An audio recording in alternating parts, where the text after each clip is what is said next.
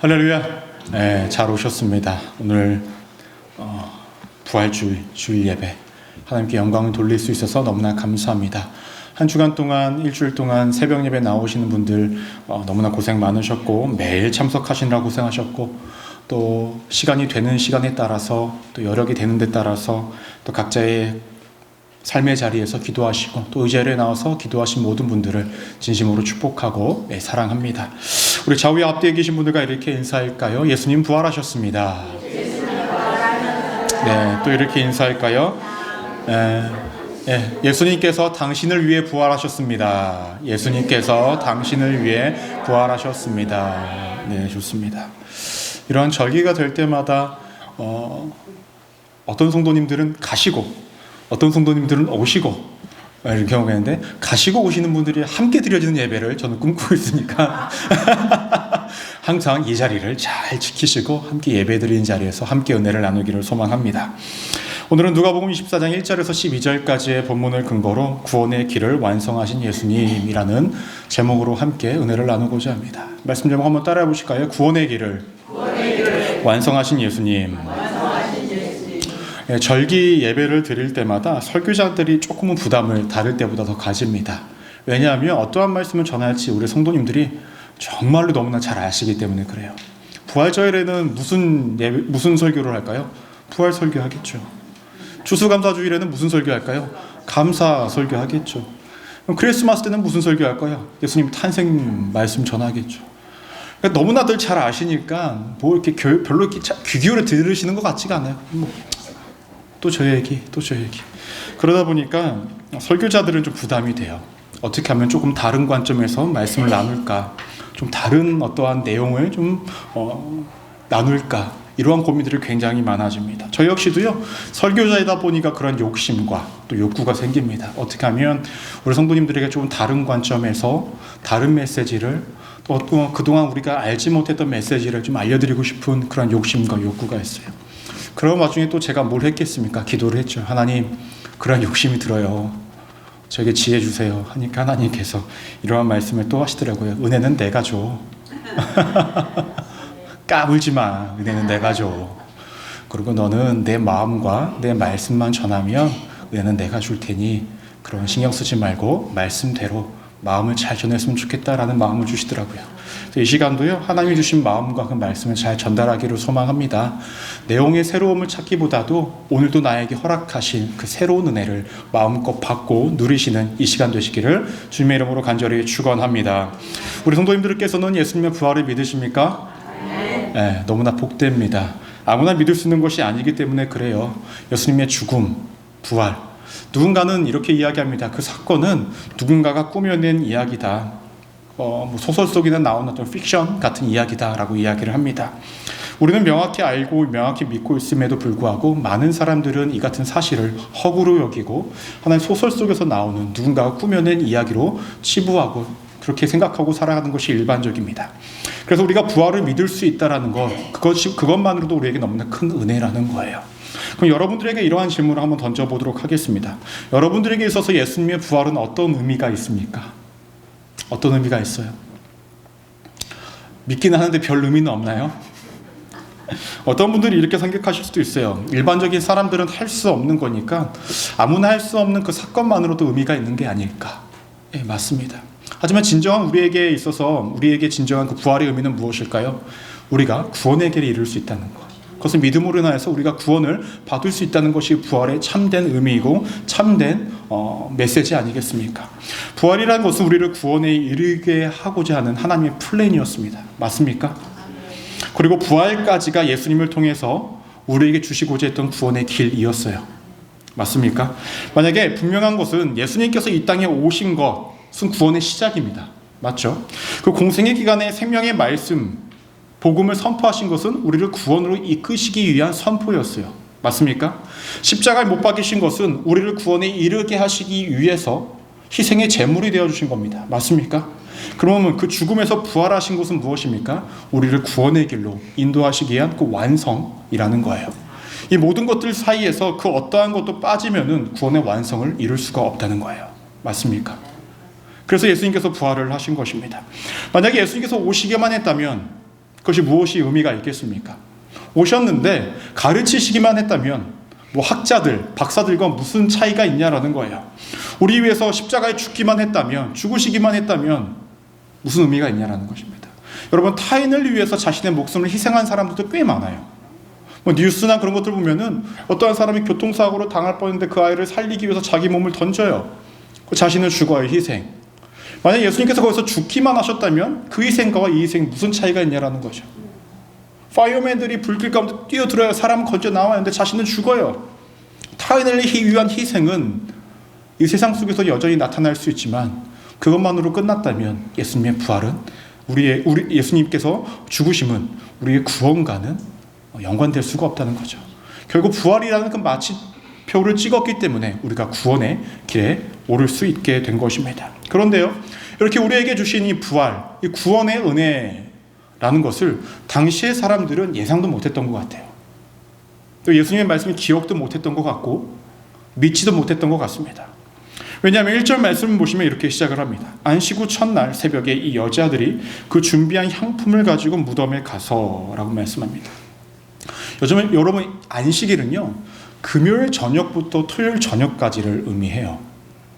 안식 후 첫날은 언제일까요? 지금 여러분들이 있는 이 시간, 우리가 주일이라고 부르는 이 시간이 이 날입니다. 당시 유대인들과 당시에 안식일을 지켰다라는 것은 우리가 잘 알고 있듯이 토요일을 보내는 것이 안식일입니다. 하지만 우리가 지금 믿고 있는 예수님을 믿는 자들은 어떻게 됩니까?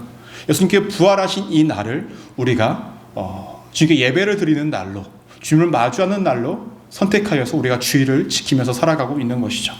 중요한 것은 이 여인들이 누구였냐라는 거죠. 10절 말씀 우리 함께 한번 읽어볼까요? 시작. 이 여자들은 막달라 마리아와 요한나와 야고보의 모친 마리아라. 또 그들과 함께 한 다른 여자들도 이것을 사도들에게 알리니라 라고 말씀합니다. 누구였습니까? 3명의 여인입니다. 막달라 마리아, 요한나, 야고보의 모친 마리아라 라고 말씀을 하고 있습니다. 여기서 중심이 되는, 리더급이 되는 여인이 누구였냐면 막달라 마리아예요. 그런데 이 여인은요, 사람들이 좀 입방아에 오를 수 있는 사람이었습니다. 왜냐하면 이 여인은 전에 7 귀신 들렸던 여인이었거든요. 7 귀신 들렸던 여인이 예수님을 따라요. 여러분, 만약에 전에 누군가가 있는데 전에 귀신 들렸던 사람이에요. 어떠세요? 그 사람과 되게 친하게 막 지낼 수 있고 막 그런 마음이 막 불붙듯이 생깁니까? 아니면 조금은 이렇게 약간 좀 조심스럽습니까? 사랑의 마음이 조금은 좀 조심스러워요. 그게 인간적인 마음이에요. 그런 사람이 예수님을 따른다. 예수님의 입장에서 그것이 득이 될까요? 실이 될까요? 사람들의 입에 오르락 내리락 할 만한 사건이긴 합니다. 근데 중요한 건 이 여인은요, 자신이 고침받고 귀신 내쫓긴 사건을 통하여서 자신의 삶을 예수님께 바치고 예수님을 따르는 삶을 살아가고 있다는 거예요. 제가 무슨 말씀을 드리고 싶은 거냐면, 당시에 예수님께 고침을 받고 귀신을 내쫓김을 당하고 그 다음에 마음을 위로로 받고 많은 가르침을 받았던 그 모든 사람들은 지금 주변에 아무도 없어요. 자신들의 필요만 채웠고 자신들의 만족만 채우는 예수님께서 떠났다라는 거죠. 근데 이 여인은 어떠한 여인입니까? 끝까지 예수님을 따랐습니다. 어디까지 따랐습니까? 사람들은 예수님이 죽었다, 이제 다 끝났다라고 생각했는데 예수님의 죽음을 마주하는 것부터 시작해서 예수님이 장사되어진 그곳까지 가서 예수님을 찾아가고 있었다라는 거예요. 즉 자신의 받은 은혜와 사랑과 은총을 알아 그 여인은 끝까지 자신의 생을 다하여서 예수님을 사랑하고 따르고 있었던 여인이었다는 것입니다. 이 시대도 마찬가지입니다. 우리는 많은 기적과 이적을 경험하고 싶어하고 내 삶의 문제가 해결되어지기를 소망하면서 나아가서 예수님 앞에 나아오고 교회 나와서 기도를 하지만 끝까지 우리가 하나님을 따르고 예수님을 따르는 자들은 정말로 극소수라는 거예요. 피로를 채우기 원해서 이 자리에 앉아있을 수 있지만 정말로 내 모든 것들을 드리기 위해 이 자리에 앉아 계신 분들은 사실 여기 전부는 아닐 거라는 것입니다. 이 여인의 믿음을 보고 우리 스스로가 조금 되돌아봐야 합니다. 나는 어떠한 믿음의 자세로 지금 신앙의 길을 걷고 있는지, 나의 어려움과 힘겨움의 해결만을 위해서 이 자리에 있는지, 아니면 그 모든 것들은 이제 하나님께서 알아서 하실 것이니 내가 끝까지 주를 따르겠다라는 마음으로 이 자리에 있는 것인지, 그것이 너무나 중요한 믿음의 하나의 기준이 되어진다라는 것입니다. 중요한 것은 남자가 없어요. 말씀을 보니까 예수님의 장사된 것을 시신이 제대로 있는지, 또 냄새가 나는 향품으로 그것을 이제 없애려고 했던 모습들은 여인들이 다 합니다. 남성들이 없다는 거예요. 예수님께서는 제자들을 누구를 삼으셨죠? 남성들을 삼으셨어요. 예수님 십자가에 못 박히실 때 거의 끝까지 그 자리를 지켰던 것이 누굽니까? 여성들이에요. 남성들은 다 어디 갔습니까? 열심히 뛰어갔어요. 도망갔죠. 저를 포함해 여기 계신 남성분들 분발하셔야 합니다. 아시겠습니까? 분발해야 됩니다. 그래서 우리 교회가 희망이 있는 것 같아요. 여성분들이 이렇게 많으시니까 희망이 보입니다. 희망이 교회가. 다시 말씀으로 돌아와서 이 여인들은 예수님의 장사된 곳에 가서 예수님의 시신이 잘 있는지 또 향품을 바르기 위해서 찾아갑니다. 그런데요, 조금 대책 없이 갔어요. 예수님의 무덤 그 앞에는 큰 돌로 막혀져 있었습니다. 당시에 성인 남자 6명이 있어도 옮기는 것이 쉽지 않은 상황인데 여성 몇 명이 가서 거기에 아무 생각 없이 대책 없이 간 거예요. 우리가 보는 오늘 누가복음에는 명확하게 등장하고 있지 않지만 다른 복음서를 보면 여인들이 가면서도 걱정을 합니다. 그 돌을 어떻게 옮길까라고 말입니다. 근데 이 여인들이 도착했을 때 어떻게 되었습니까? 이른 새벽에 누가 그 큰 돌을 옮겨놨다는 거예요. 여러분, 하나님의 일이라는 것이 참 이렇습니다. 우리가 먼저 시작을 하기로 마음 먹고 시작하면은 하나님께서 우리가 걱정하는 것들을 해결하고 계셨다라는 거예요. 여인들은 예수님을 사랑하고 사모하는 마음으로 끝까지 그 시신을 보존하고 지키기 위해서 갔던 믿음의 발걸음이었는데 자신들의 눈앞에 있는 그 모든 어려움들을 걱정하면서 나아갔지만 그것은 이미 다 해결되어진 상태였다는 거예요.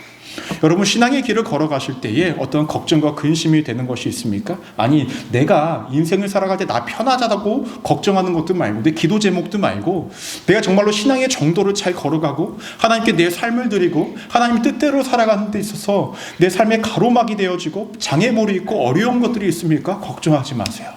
그 길이 정말로 여러분들이 하나님을 사랑하고 예수님을 따르고자 하는 그 길이라고 한다면 여러분들의 앞에 있는 모든 것들은 하나님 제거해 주십니다. 그리고 눈앞에 보이게 하십니다. 그걸 따르게 하신다라는 거예요. 근데 이 여인들이요, 참 대책도 없었지만 기억도 못하는 여인들이었던 것 같아요. 우리 말씀 6절에서 7절 말씀 한번 볼까요? 시작. 여기에 계시지 않고 살아나셨느니라. 갈릴리에 계실 때에 너희에게 어떻게 말씀하셨는지를 기억하라. 이르시기를 인자가 죄인의 손에 넘겨져 십자가에 못 박히고 제3일에 다시 살아나야 하리라 하셨느리라 한데라고 말씀합니다. 예수님께서는 공생의 기간 동안에 제자들과 사람들에게 3번 말씀하신 것이 있습니다. 그것은 무엇이냐면 순한 예고예요. 내가 십자가에 못 박혀서 고통을 당할 것이고 내가 그 이후에 부활을 할 거야 라는 메시지를 분명히 전달하셨었거든요. 제가 읽어드리겠습니다. 누가복음 9장 22절 말씀을 보시면 이렇게 언급합니다. 이르시되 인자가 많은 고난을 받고 장로들과 대제사장들과 서기관들에게 버림받아 죽임을 당하고 제3일에 살아나야 하리라 하시고 라고 말씀하세요. 이미 이전에 사람들에게, 제자들에게 예수님께서 죽으시고 부활하실 것이다 라는 것을 말씀하셨어요. 근데 이 여인들은 이것을 기억하지 못했죠. 여인들만 그럴까요? 아니요. 제자들도 이것을 기억하지 못했습니다. 중요한 것은 이 여인들이 무지하든 무대뽀든 부족하든 그것은 예수님께, 하나님께 중요한 문제가 아니었다는 거예요. 중요한 것이 아닙니다. 인간의 부족한 부분, 돌을 옮길 능력도 없고 이전에 가르쳐 주신 것들을 기억해낼 능력도 없어도 하나님이 하시고자 하면 그것은 이루어진다는 거예요. 그것이 은혜입니다. 여러분들의 능력대로 이 세상을 살아가고 여러분들의 힘대로 하나님을 믿을 수 있다고 생각하십니까? 감히 말씀드립니다. 어린 반푼어치도 없습니다. 그래도 목사님, 내가 그래도 이만큼 살아가고 있는데요, 보이지 않는 손길로 여러분들이 이 자리까지 인도하신 겁니다. 믿으십니까? 그 손길 무시하거나 외면하지 마십시오. 그 손길 없다면 여러분들의 건강, 살아가고 있는 삶의 터전, 그 모든 것들 여러분들의 손으로 읽을 수 있는 것이 없었다라는 것입니다. 중요한 것은 이 여인들은 옮겨진 그 돌을 통하여서 무덤을 마주합니다. 그런데 그 자리에 누가? 예수님이 계시지 않았다는 거예요. 그들은 첫 번째 목격자가 됩니다. 예수님이 부활하셨다는 것. 그것의 목격자가 되어져요. 이 여인들은 처음부터 봤습니다. 예수님께서 십자가에 못 박히신 것, 장사된 것, 무덤에 계시지 않는 목격자였다는 거예요. 그런데 여러분, 예수님의 입장에서 이 여인들이 첫 번째 목격자인 것이 굉장히 불리하다라는 것을 아십니까? 왜냐하면 당시의 유대인들은 여성들의 증언을 증언으로 삼지 않았습니다. 믿지 않았어요. 예수님의 입장에서는 여성들이 첫 목격자 증인이 되기보다는 누가? 제자들이나 남성들이 첫 목격자 증인이 되는 것이 훨씬 더 좋은 것입니다. 그렇지 않습니까? 그럼에도 불구하고 이 같은 사실을 바꾸지 않은 이유가 무엇일까요? 예수님의 부활이 사실이기 때문에 그러하다라는 거죠. 바뀔 수 없는 거짓이 아닌 진실이고 팩트이기 때문에 그러하다라는 겁니다. 만약 이것이 숨길 만한 것이었다면 성경도 숨겼겠죠. 여인들이 먼저 본 것이 아니라 그들의 제자들이 먼저 봤다. 그것이 더 신빙성이 있는 거고 또 믿음이 가는 메시지가 될 것이기 때문에 말입니다. 하지만 가감없이 여성들이 먼저 목격자로 삼고 있다는 것은 그것이 너희가 인정하지 않든 그것은 중요한 것이 아니라 사실은 사실이다라는 것을 보여주고 있는 것입니다. 예수님의 부활에 대해서 여전히 세상은요 거짓이다, 가설이다 라고 이야기를 합니다. 어떤 것들로 주장하는지 아십니까? 이렇게 이야기합니다. 예수님은 죽으신 것이 아니라 기절했다. 그래서 중간에 깨어났다라고들 이야기를 해요. 근데 말씀을 보시면 로마 군인이 빌라도에게 예수님이 죽었다고 고백을 하는 사건이 있습니다. 더 나아가서 예수님의 다리를 꺾지 않습니다. 그리고 옆구리에 창으로 옆구리를 찌릅니다. 모든 것들이 다 흘러나오죠. 이미 그것만으로도 예수님의 죽음은 확정된 상황입니다. 또 뭐라고 주장하는지 아십니까? 여인들은 다른 무덤을 찾아갔다. 그래서 착각한 것이다 라고 이야기를 합니다. 근데 이 여인들은 예수님이 십자가에 매달리시고 죽으시고 장사되어진 것까지 다 알고 있었던 여인들입니다. 그것에 실수할 일이 없죠. 또 이후의 말씀 보면 베드로와 요한이요 예수님 부활하셨다는 이야기 들고 열심히 찾아갑니다. 그들도 실수했을까요? 아니라는 거예요. 그들은 무덤을 착각하지 않았다는 것입니다. 도둑이 예수님의 시신을 훔쳐갔다라는 주장도 있습니다. 이따가 말씀을 보면은 예수님이 누우셨던 그곳에 무엇이 남겨져 있냐면 세마포가 남겨져 있어요. 여러분 당시에 세마포는요 돈이 되는 물건이었답니다. 돈이 되는. 도둑이 왔으면 뭘 먼저 갖고 가야 돼요? 세마포 갖고 가야 돼요. 그것이 남겨져 있다는 거예요. 말이 되지 않는다는 것입니다. 마지막으로 종교 지도자들이 후에 공개하기 위해서 예수님의 시체를 훔쳤다라는 이야기도 합니다. 혹시 말이 될까요? 종교 지도자들의 입장에서는 예수님이 부활하셨다고 하면 그들에게 이익이 될까요? 불리할까요? 불리하죠. 예수님이 정말로 메시아이시고 사람들은 모두 자신들을 따르는 것이 아니라 예수님을 따를 거기 때문에 그래요. 그들이 훔쳐갔다면 어떻게 하는 것이 합리적입니까? 예수님의 시체를 보여주는 게 합리적이에요. 야, 죽어있는데 무슨 소리냐? 라고 이야기하는 것이 그들에게 더욱더 유익이 되는 사건이었습니다. 하지만 그러한 말씀은 성경 어디에도 등장하지 않다라는 거죠. 또 성경을 보시면 명확하게 얘기하고 있습니다. 예수님이 부활하신 다음에 제자들과 사람들 앞에 나와서 일정 기간 동안의 시간을 보내시고 그들에게 가르치시고 승천하셨다는 내용이 이미 성경에서도 언급되어져 있기 때문에 부활은 팩트입니다. 믿으십니까? 부인할 수 없는 사실이라는 거예요. 다시 말씀으로 돌아오면 이 여인들은 두 천사를 만나서 예수님의 부활을 하셨다는 소식을 듣게 되고 알게 되었습니다. 그리고 이 사실을 누구에게? 사도들에게, 예수님의 제자들에게 가서 이야기를 해요. 제자들의 반응은 어떠했을까요? 11절 말씀 함께 한번 읽어볼까요? 시작. 사도들은 그들의 말이 허탄한 듯이 들려 믿지 아니하나. 맨 처음에 이 여인들의 마음과 똑같아요. 믿을 수 없는 상황이니까 믿지 않았다는 것입니다. 제자들도 이 사도들도 전에 예수님께서 하신 말씀을 도무지 기억하지 못하는 상황 가운데 있습니다. 그 가운데서 반응하는 한 사람 베드로가 등장을 합니다. 12절 말씀을 보시면 이렇게 언급합니다. 베드로는 일어나 무덤에 달려가서 구부려 들여다보니 세마포만 보이는지라 그 된 일을 놀랍게 여기며 집으로 돌아가니라. 다른 복음서로 보면 베드로와 요한이 함께 갔다라고 말씀을 합니다. 아까도 말씀을 드렸듯이 도둑이 들었다면 이 세마포를 갖고 가야 하는데 세마포로 남겨뒀습니다. 예수님께서 부활하셨다라는 거죠. 이렇게 부활하신 예수님께서는 나중에 제자들 앞에 나타나시지 않습니까? 여러분들이 만약에 예수님이라면 그 제자들을 처음 마주했을 때 어떠한 말씀을 하시겠습니까? 어떠하실 것 같아요? 제가 또 상상을 해봤습니다. 제가 만약에 예수님이라면 또 어디 가서 또 거기 순복음교회 목사가 자기 예수래도 이런 소리 하지 마시고 그런 말이 아니라 제가 예수님이라면 제자들이 처음 부활한 다음에 딱 마주하면은 전 이랬을 것 같아요. 제자들 다 앞으로 와. 도망간 놈 차례대로 서. 부인했던 사람 또 몇 번 부인했어? 또 몇 번? 이랬을 것 같아요. 내가 그렇게 가르쳐줬는데 도망을 가?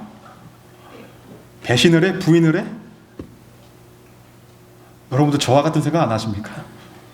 전 그랬을 것 같아요. 근데요, 말씀을 보니까요, 예수님께서 자신의 제자들이 도망간 것, 자신들이 배신한 것, 그것들에 대해서 조금도 책망하지 않으십니다. 되려 어떻게 하시냐면 누가복음 24장 36절 말씀을 보시면 이 말을 할 때에 예수께서 친히 그들 가운데 서서 이르시되 너희에게 평강이 있을지어다 하시니, 제자들을 보면서 그들에게 평강, 샬롬을 말씀하십니다. 어리둥절했겠죠. 예수님 맞아? 귀신 아니야? 오만 가지 생각이 다 들었겠죠. 그래서 평강이 있을지어다 라고 말씀하십니다. 그리고 예수님이 본 제자들의 마음이 어땠냐면 놀라고 두려워하고 예수님을 영으로 생각했다라고 얘기합니다. 그런데 이때에 예수님께서 제자들을 향해서 책망합니다. 뭐라고 책망하시냐면 왜 두려워하냐? 왜 놀라냐라는 거예요. 내가 부활한다고 말하지 않았냐? 그제서야 책망을 하십니다. 왜 책망을 하셨냐면 예수님이 자신들을 위해서 십자가에 못 박히시고 부활하신 사건을 눈으로 보고 믿을 수 있어야만 그 제자들이 구원의 길에 오를 수 있는데 그들이 지금 그것을 믿지 못하고 두려워하고 있으니 믿지 못하는 그 사건으로 인해 그들이 구원의 길에 오르지 못할까 염려하는 마음에 그들에게 책망하고 계신 것입니다. 자신을 배신하고 자신을 모른 척하고 도망갔던 제자들의 모습에는 조금의 책망도 없지만 그들이 믿음을 가져야만 구원의 길에 오를 수 있고 부활의 사건을 보고 믿어야만 그들이 구원에 이를 수 있기 때문에 구원에 이르지 못할까 봐 그들을 향해 책망하고 계신 것입니다. 그것이 예수님의 마음이라는 거예요. 우리의 연약함과 부족함을 통해서 예수님은 우리에게 책망하시는 것이 아니라 이 세상을 살아가는 우리들이 왜 아직도 믿지 못하냐?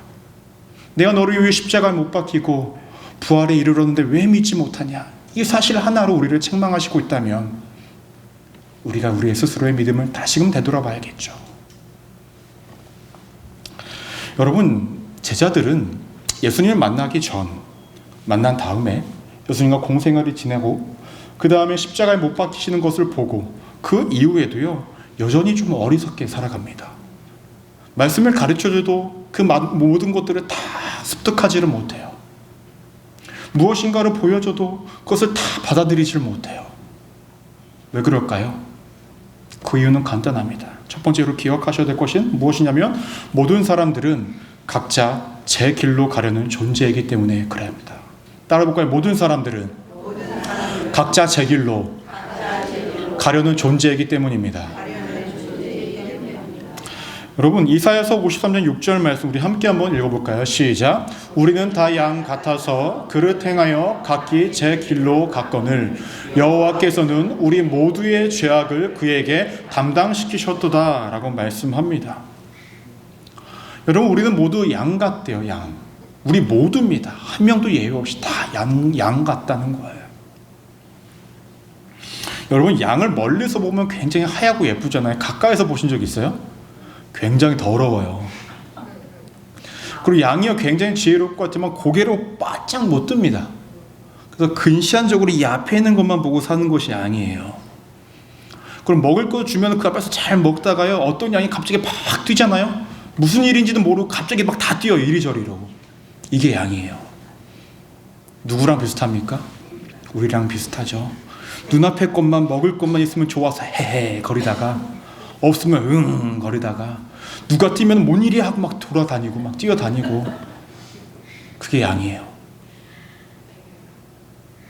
그래서 다 각기 제 길로 갔다라고 이야기를 합니다. 예수님께서 이것을 가르쳐도 그것을 받아들이는 자들이 각각 제 마음대로 받아들이기를 시작하는 거예요. 예수님께서 부활하셨다라는 이야기를 들었을 때 제자들의 반응이 무엇이었습니까? 기억하지 못하는 자들이 있었고요. 믿지 못하는 자들이 있었고요. 의심하는 자들이 있었고요. 제 각각이에요. 같이 모든 것들을 배웠는데 예수님 만나시고 함께 신앙의 길을 걸어가고 있을 때도요. 제자들을 예수님께서 명확히 보여주시고 고쳐주시고 알려주셨던 그 모든 것들을 자신들이 경험한 것만 받아들이거나 경험하지 못한 것들은 받아들이지 않고 그렇게 제 각기 살아갔던 것이 또 제자들의 모습이었다는 것입니다.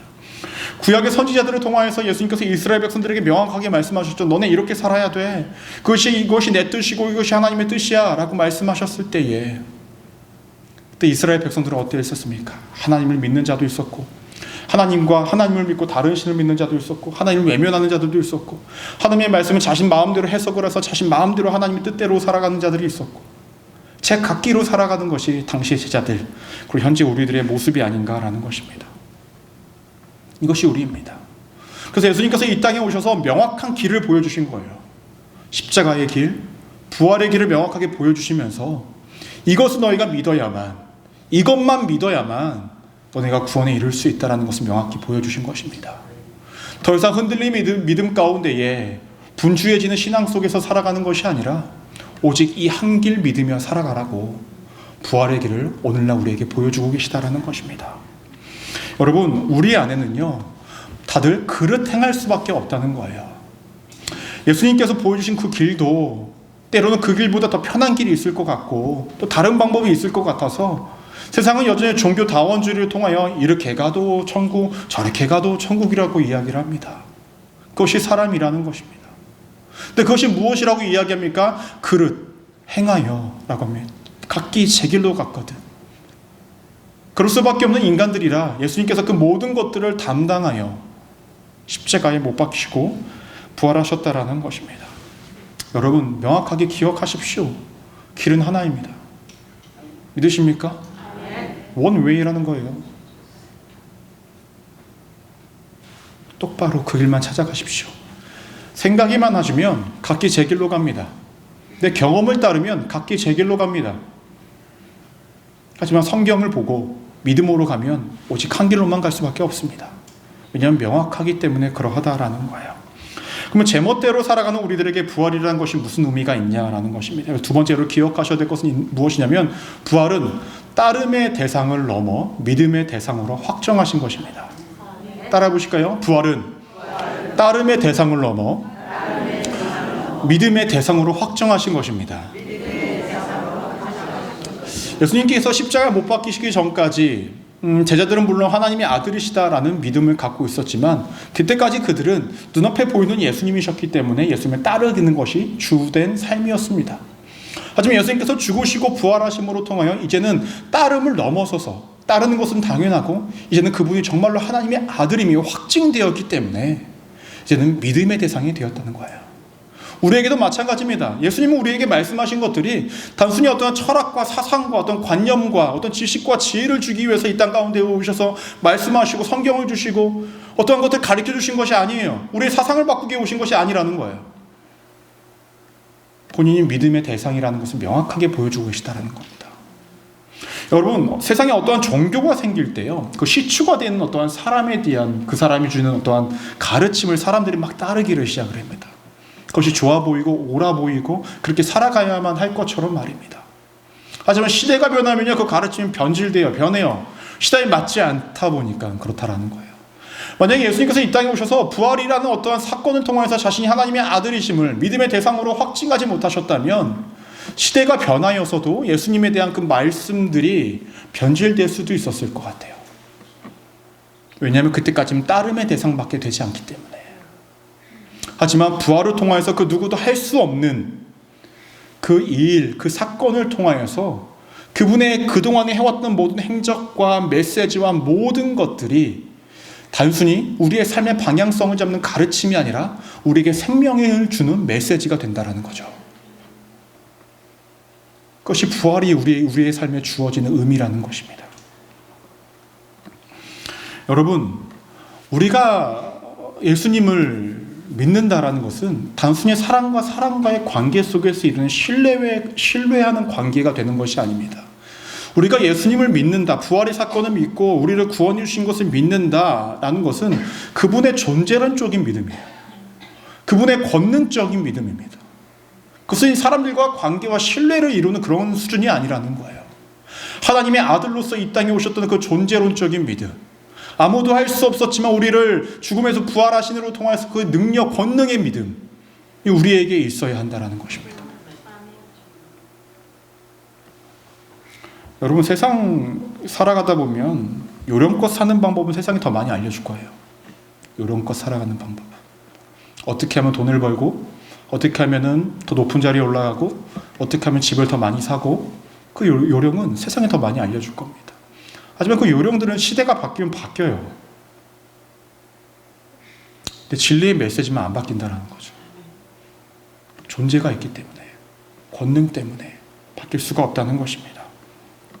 그럼 이 시대에도 우리에게 부활이 주는 은혜가 있냐라는 거죠. 단순 우리가 구원을 받는 그 차원만 끝난 것이 부활의 진정한 의미냐? 그렇지 않습니다. 이 시대를 살아가는 우리들에게도 부활의 은혜가 있죠. 어떠한 것일까요? 누군가는 삶이 굉장히 우울했어요. 하루도 살아갈 수 없이 지쳐있는 상황이에요. 그러한 사람들에게 우리가 하나님을 바라볼 때 우리에게 활력을 주십니다. 더 이상 지치고 힘든 가운데에 주저앉아 있지 말고 일어서라라고 우리에게 힘을 주시는 분이 누구시냐? 하나님이시라는 거예요. 부활의 은혜라는 것은 내 힘으로 내 능력으로 도저히 아무것도 할 수 없고 무엇인가 묶여있고 억압되어져 있고 할 수 없는 그 상황 속에서 우리를 건져주신 거잖아요. 우리를 이렇게 구원해 주신 거잖아요. 여러분들의 삶 가운데도 마찬가지라는 거예요. 슬프고 우울하고 울 수밖에 없는 그 상황 가운데서 하나님이 기쁨을 주시고 도저히 힘을 낼 수 없는 그 상황 가운데서 활력을 주시고 도무지 해결이 보이지 않는 그 삶 속에서 하나님의 인도하심에 따라 그 문제가 해결되어지는 것들을 경험하는 것, 그것이 또 다른 부활의 은혜라는 것입니다. 실패가 반복되어서 포기하고 싶은 삶이십니까? 여러분 그 삶 매일 살아가고 계신 거 아세요? 지었던 죄 계속 짓잖아요. 회개는 계속 하는데 2분 전에 회개했는데 2분 후에 죄 짓는 우리의 모습, 그거 우리 아닙니까? 하나님, 제가 남편에게 아름다운 마음을 품게 해주세요. 남편이 거시고 싱크대에서 쨍그랑, 아유 저놈의 남편 저것이냐, 막 그냥 그 마음 먹기 1분 후에 바뀌는 것이 우리 아닙니까? 그렇게 반복되는 실패와 포기하고 싶은 그 순간 속에서도 끝까지 붙잡아 주시는 은혜가 누구냐면 우리에게 주시는 부활의 은혜라는 거예요. 우리 힘으로 할 수 없거든요. 여러분, 부활이라는 것은 우리를 구원의 길로 인도하시고자 했던 예수님의 행적의 마침표입니다. 믿으십니까? 근데 우리는 여전히 그 마침표를 온전히 믿기보다는 역시 난 또 제 갓길로 가려고만 합니다. 다른 것을 따라 요령껏 적당히 신앙의 길을 걷고자 한다는 거죠. 하지만 그 길에는 구원이 없습니다. 한 발 한 발 따로 한 발 이렇게 두신 상황 속에서 신앙의 길을 걸어가십시오. 그럼 어떻게 될까요? 그 길이 나중에 점점 벌어집니다. 발이 점점 벌어질 거예요. 가랑이 찢어져요. 답이 아닙니다. 부활의 은혜라는 것은 우리에게 명확하게 지시해 주시고 알려주시고자 하는 그 은혜입니다. 이 길 외에는 다른 방도가 없다. 그러니 믿어라. 행여나 너네가 그 믿고 살아가는 그 모든 과정 속에서 연약함과 부족함이 보여 괜찮아, 난 그거 책망하지 않아.